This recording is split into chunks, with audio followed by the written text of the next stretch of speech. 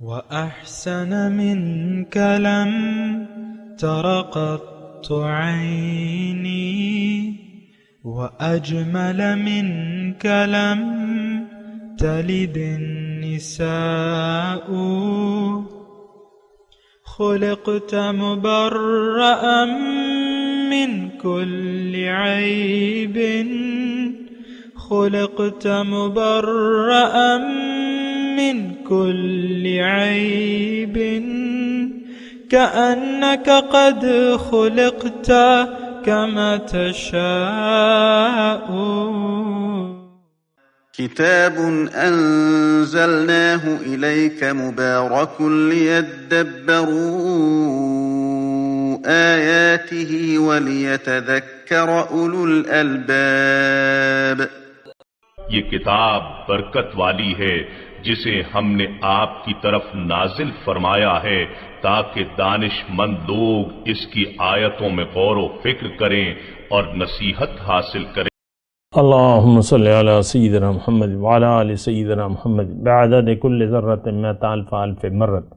سامعین و ناظرین کرام، السلام علیکم ورحمۃ اللہ وبرکاتہ. سامعین کرام، سورہ نمل آیت نمبر 84، درس نمبر 1776.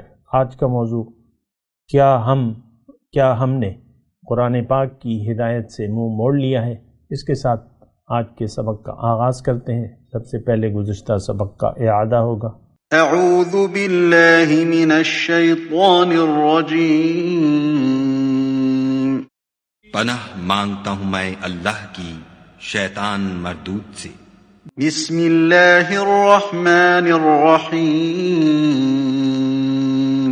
شروع اللہ کے نام سے جو بڑا مہربان نہایت رحم والا ہے. وَإِذَا وَقَعَ الْقَوْلُ عَلَيْهِمْ أَخْرَجْنَا لَهُمْ دَابَّةً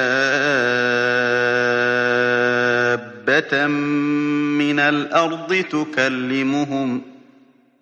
تُكَلِّمُهُمْ أَنَّ النَّاسَ كَانُوا بِآيَاتِنَا لَا يُوقِنُونَ. اور جب ان کے بارے میں عذاب کا وعدہ پورا ہوگا تو ہم ان کے لیے زمین میں سے ایک جانور نکالیں گے جو ان سے بیان کر دے گا، اس لیے کہ لوگ ہماری آیتوں پر ایمان نہیں لاتے تھے. وَيَوْمَ نَحْشُرُ مِن كُلِّ أُمَّةٍ فَوْجًا مِّمَّن يُكَذِّبُ بِآيَاتِنَا فَهُمْ يُوزَعُونَ. اور جس روز ہم ہر امت میں سے اس گروہ کو جمع کریں گے جو ہماری آیتوں کی تکذیب کرتے تھے تو ان کی جماعت بندی کی جائے گی. حتى إذا جاءوا قال أكذبتم بآياتي ولم تحيطوا بها علما أم ماذا كنتم تعملون.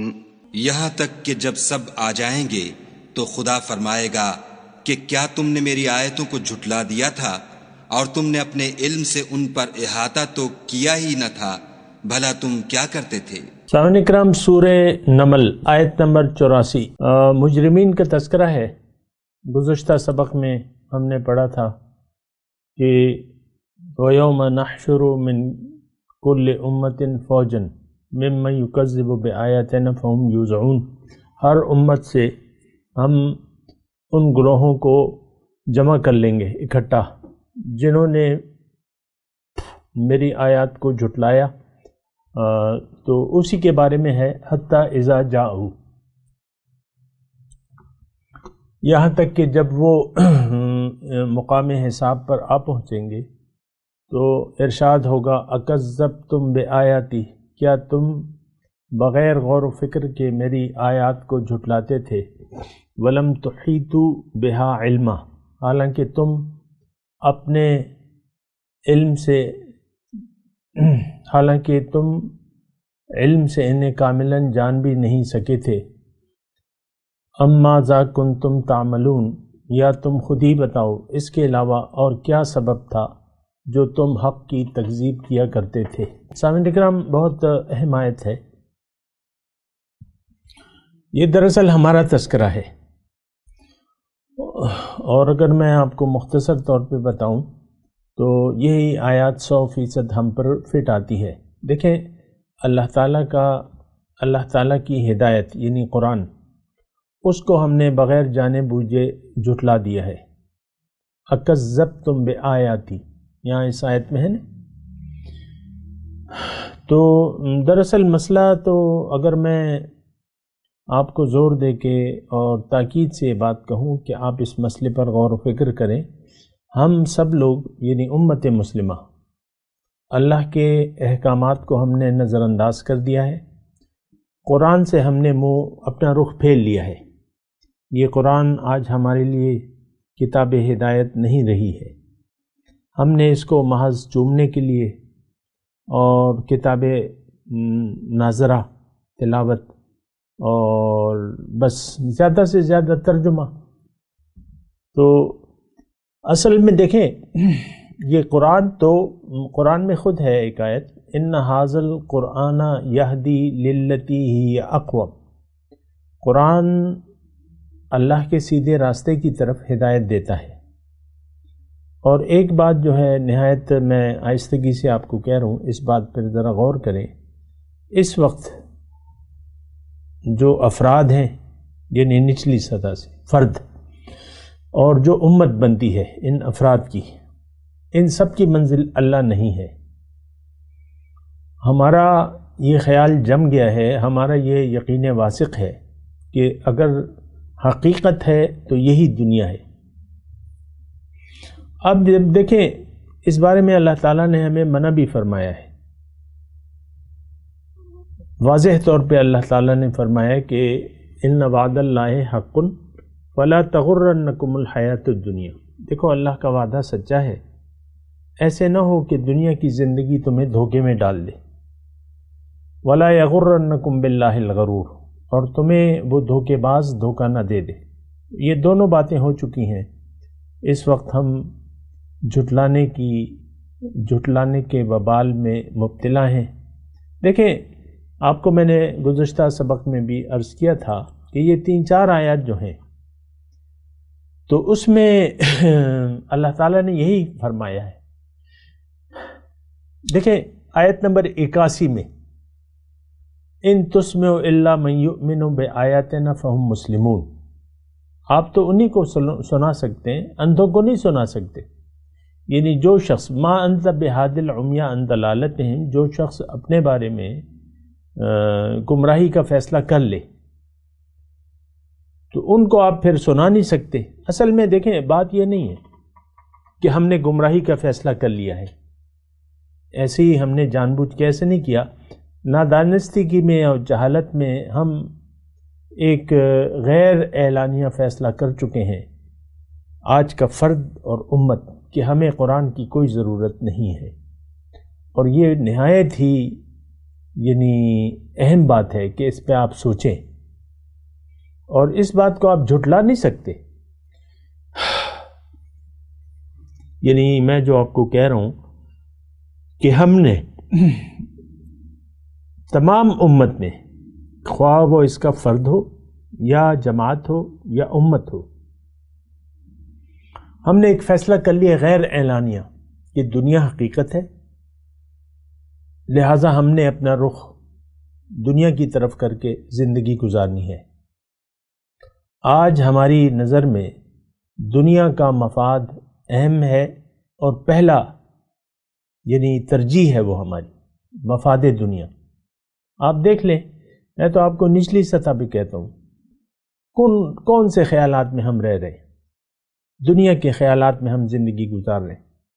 جو خاتون خانہ ہے یا ورکنگ وومن ہے، ظاہر ہے، یا جو پڑھ رہی ہے، بچی پڑھ رہی ہے، ان کے خیالات میں دنیا گھوم رہی ہے، دنیا اور دنیا اور دنیا۔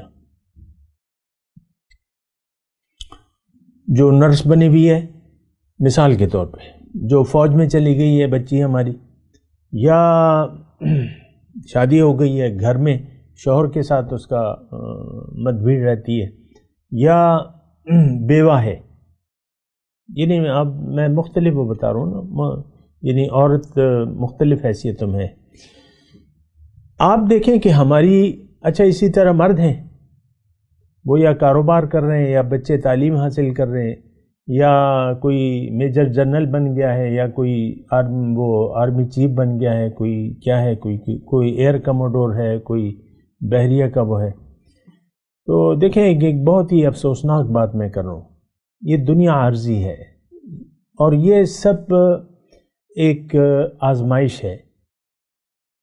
دنیا میں ہم زندگی، یعنی ہم مسلمان جو برائے نام مسلمان ہیں، یہ زندگی آزمائش کے طور پہ نہیں لے رہا، اس کو امتحان کے طور پہ نہیں لے رہا، حالانکہ یہ امتحان ہے۔ دیکھیں کوئی غریب ہے، مثال کے طور پہ دیہڑی دار ہے، بس وہ اپنی دیہڑی کے وہ یہ رکل، یعنی بعض لوگ ڈیلی ویجز ہوتے ہیں، جیسے گلکار ہو گیا، یا ان کے مزدور ہو گئے، ڈیلی ویجز ہو گئے، یا کوئی ٹھیکیدار ہو گیا، یا جو بھی ہے۔ آپ دیکھیں جس حیثیت میں بھی جو بھی اس دنیا میں رہ رہا ہے، یہ برائے نام مسلمان، ان کا مدعا ظاہر ہے، دنیا ہے، چاہے وہ ایلیٹ طبقے کا ہو، چاہے وہ نچلے درجے کا مزدور بھی ہی کیوں نہ ہو۔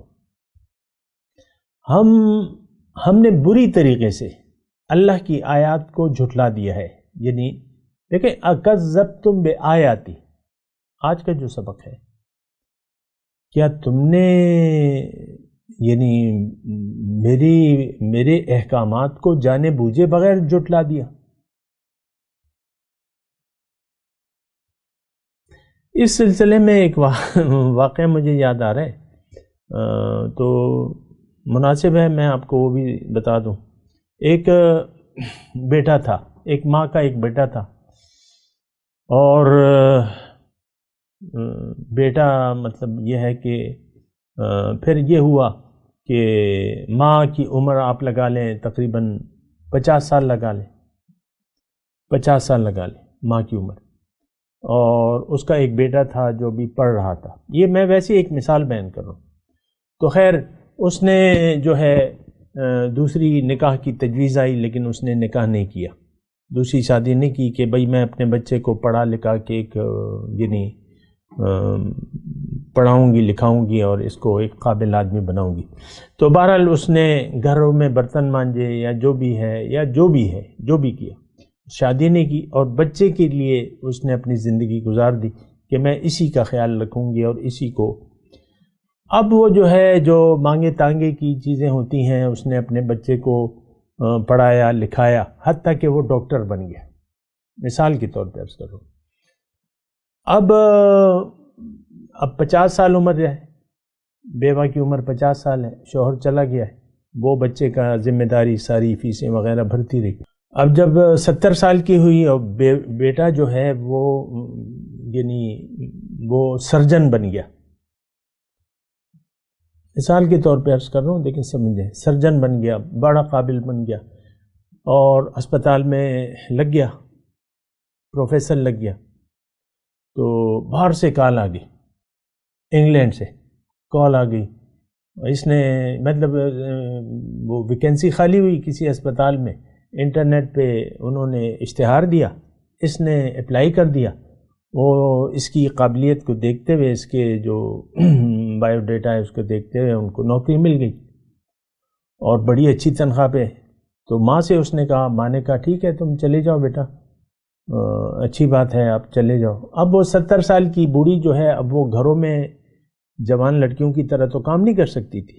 اس نے کہا ماں آپ فکر نہ کریں، میں آپ کو جو ہے یعنی آپ کا خیال رکھوں گا، اور پیسے میں باقاعدگی سے بھجواتا رہوں گا۔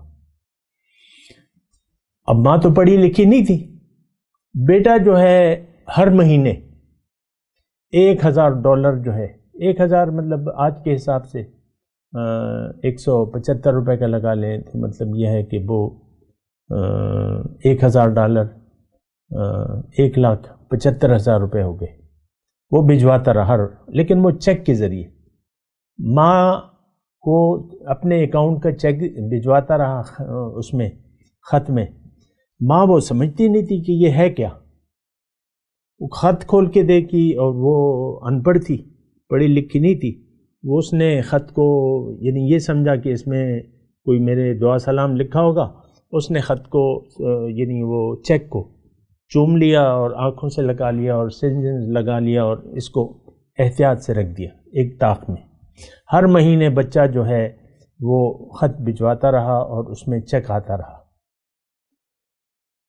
تو اس نے نہ خود سمجھا اس چیک کو، نہ کسی اور سے دکھوایا کہ بھئی یہ ہے کیا، یہ میرے بیٹے نے پڑھ کے سناؤ یا جو بھی ہے. بس اس نے کہا بس میرے بیٹے نے پیار محبت کی باتیں لکھی ہوں گی، اور وہ تقریباً 5 سال تک وہ بھجواتا رہا، چیک اس نے اب 5 سال میں مطلب آپ 70 اور 5 75 سال کی ہوگی، اور بیماریاں لگ گئیں، کوئی بھی بیماری یہ بستر سے لگ گئی. پھر یہ خط لکھ نہیں سکتی تھی، بچے کا فون نمبر نہیں تھا، بچہ نہ اس کے پاس فون تھا نہ بیٹا فون کر سکتا تھا، تو وہ گھلتی گئی، علاج نے کروایا، فاقوں تک نوبت آ گئی، یہاں تک کہ اس نے بیماریوں اور بھوک سے آ کے مر گئی وہ. اور 5 سال کے چیک یعنی 60 چیک کا مطلب یہ ہے کہ آپ لگا لیں جتنے بھی پیسے ہو گئے اس کے، 60 چیک مطلب یہ کروڑوں روپے بنتے ہیں جتنے بھی ہیں، میں حساب نہیں کرتا. اب اسے ضرورت تھی آخری عمر میں سہارے کی. بیٹے نے چیک بھجواتا رہا اور وہ جمع کرتی رہی چیک کو، نہ سمجھا نہ پڑھا نہ کسی سے پڑھوایا. یہ مثال ہماری ہے. قرآن اللہ تعالیٰ نے میری نجات کے لیے بھجوایا ہے. اس میں بہت بڑی خوشخبری ہے، اس میں طریقہ کار ہے، اس میں جنت کا راستہ اللہ تعالیٰ نے ہمیں بتایا ہے، اس میں ہمیں اللہ تعالیٰ نے ہماری حقیقت سے آگاہ کیا ہے، ہماری منزل سے آگاہ کیا ہے، منزل کے راستے سے آگاہ کیا ہے، پھر ایک رسول کو بھجوایا ہے تاکہ وہ ہمارے سامنے ایک نمونہ پیش کرے. ان سب باتوں سے ہم بے خبر ہیں، ان سب باتوں سے ہم بے خبر ہیں، ہمیں پتہ نہیں ہے. یعنی دیکھیں وَلَمْ تُحِيطُوا بِهَا عِلْمًا،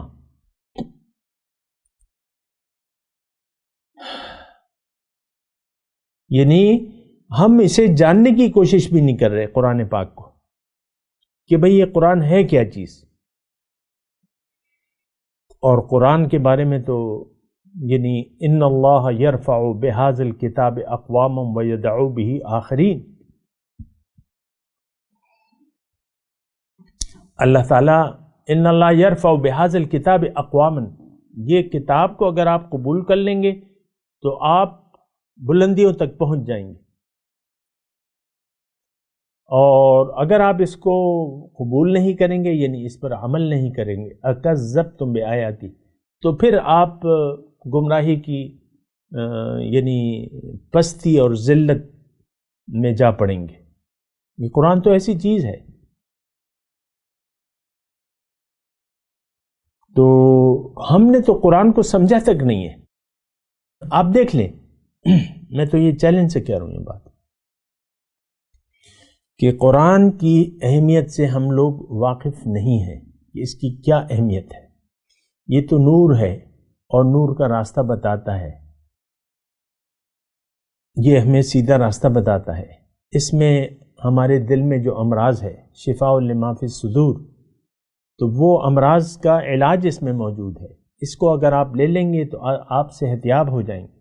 وَلَنُحْيِيَنَّهُ حَيَاتًا طَيِّبَةً، آپ کو اللہ تعالیٰ ایک اچھی زندگی دے گا، آپ جان والے ہو جائیں گے. اس وقت انسان بے جان ہے. تو میں دیکھیں 100 باتوں کی ایک بات، میں تو آپ سے ذاتی طور پہ مخاطب ہوں، میں سب لوگوں سے بات نہیں کر رہا، میں آپ سے ذاتی طور پہ آپ کی نظر میں قرآن کی کیا اہمیت ہے. اور میں جو دیکھ رہا ہوں اپنے ارد گرد جو دیکھ رہا ہوں، ہماری نظر میں قرآن کی کوئی اہمیت نہیں ہے. بالکل بہت یعنی یہ ایک دردناک کہانی ہے. قرآن کو ہم نے چھوڑ دیا ہے.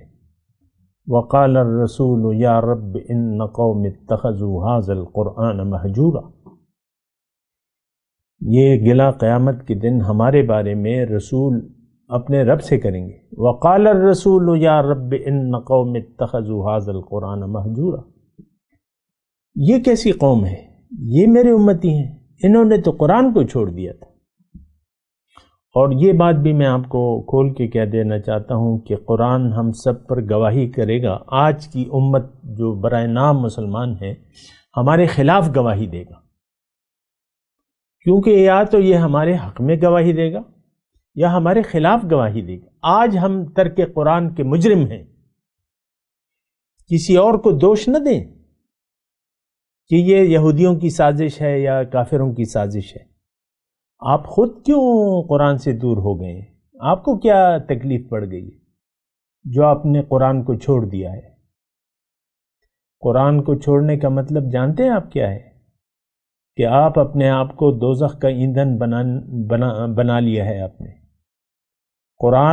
ترک قرآن کے نتیجے میں آپ جہنم میں جائیں گے. وہ جہنم جس کا آپ کو اس وقت یقین نہیں ہے. آپ کہتے ہیں یہ اساطیر الاولین ہے، یہ قصے کہانیاں ہیں. اس وقت حقیقت میں اساطیر الاولین کہتے ہیں. یہ جنت کے نظارے، یہ بعض تو مجھے بعض وقت تعجب آتا ہے، بعض یعنی عالم لوگ جو ہیں وہ جنت کو کچھ مذاق کے طور پہ الفاظ کا استعمال کرتے ہیں، جو کہ نہیں ہونا چاہیے. آپ مذاق کیوں اڑا رہے ہیں جنت کی نعمتوں کا؟ ہلکا کیوں لے رہے ہیں؟ جو بیان ہو رہا ہے اس سے زیادہ ہے جنت، اس کا اس وقت ہم تصور بھی نہیں کر سکتے. اور دوزخ کا بھی بعض لوگ مذاق اڑاتے ہیں، ہمارے مسلمان. اور جو صحیح بات ہے وہ یہ ہے کہ ہمارا یقین نہیں ہے دوزخ پر، جنت پر، یوم حشر، اللہ کے سامنے کھڑے ہونے پر، قبر پر ہمارا یقین نہیں ہے. ہم تو بے خبروں والی زندگی گزار رہے ہیں، بے خبر ہیں. دیکھیں، اکذبتم بآیاتی ولم تحیطوا بها علما. قرآن کے بغیر آپ کی زندگی صفر ہے. یہ بات میں آپ کو اپنے آپ سے نہیں کہہ رہا، قرآن سے کہہ رہا ہوں. قل یا اہل الکتاب لستم علی شیء حتی تقیموا التوراۃ والانجیل وما انزل الیکم من ربکم. اے اہل کتاب، تمہاری کوئی حیثیت نہیں ہے. لستم علی شیء، لیس بشیء، تم کچھ بھی نہیں. جب تک تم تورات اور انجیل اور جو اب قرآن نازل ہوا ہے اس پر قائم نہیں ہو جاتے. دیکھیں، حضور صلی اللہ علیہ وسلم تشریف لائے. مدینے میں جو منافقین تھے وہ ان کو پتا تھا، میں اس کی تفصیل میں نہیں جاتا، ان کو پتا تھا کہ رسول عربی آنے والے ہیں. سبحان اللہ، وہ جانتے تھے، ان کی صفات کو جانتے تھے، ان کے نام کو جانتے تھے، اور ایسے جانتے تھے کہ اپنے بیٹوں سے زیادہ جانتے تھے رسول عربی کو. فلما جاءہم ما عرفوا کفروا بہ.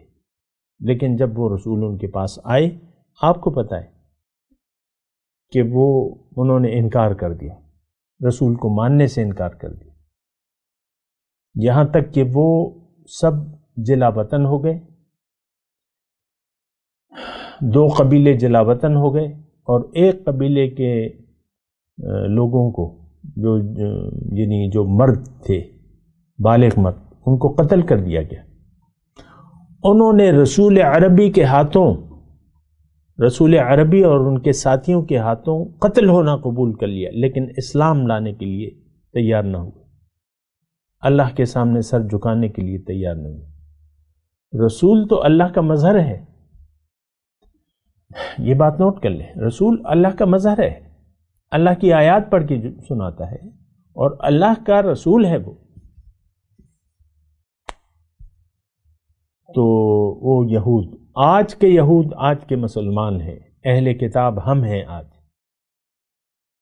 اور اتنے ہم رذیل ہیں کہ ہم نے محمد عربی کی جو تعلیم ہے، جو ان کے ساتھ آئی ہے کتاب، اس سے ہم نے عملاً انحراف کر لیا، عملاً انحراف کر لیا. دیدہ دانستہ انکار کر رہے ہیں.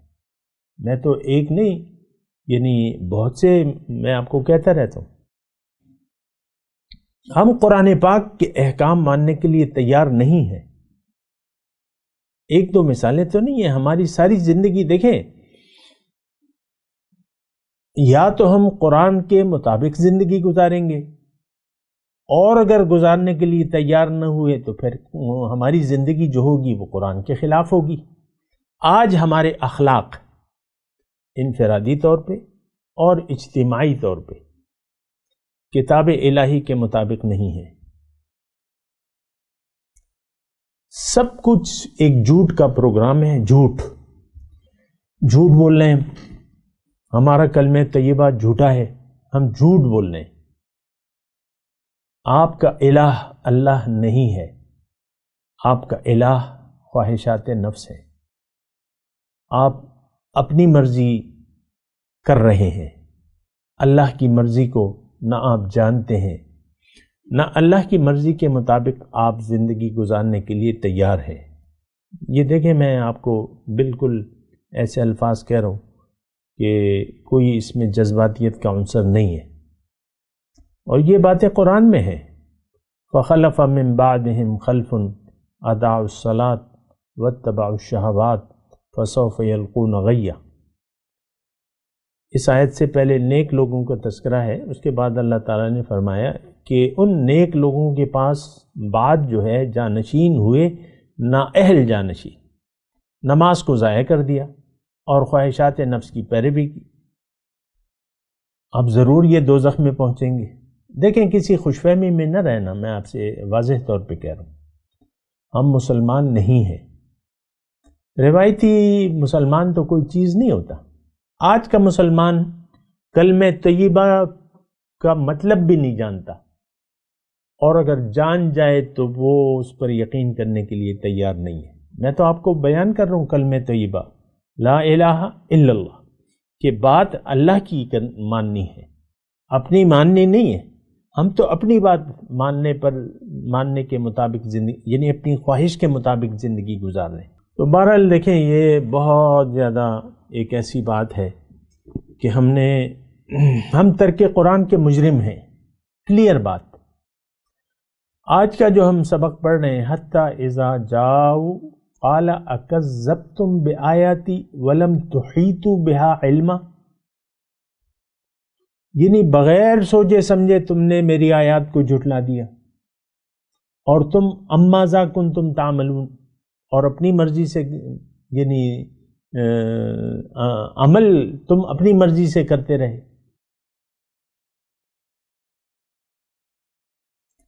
تو یہ ایک بہت ہی، میں آپ کو کہہ رہا ہوں کہ آپ اس بات پہ سوچیں۔ دیکھیں، ہمارا سب کچھ بیکار ہے جب تک ہم ایمان نہ لے آئیں۔ ہمارے سارے اعمال بیکار ہیں۔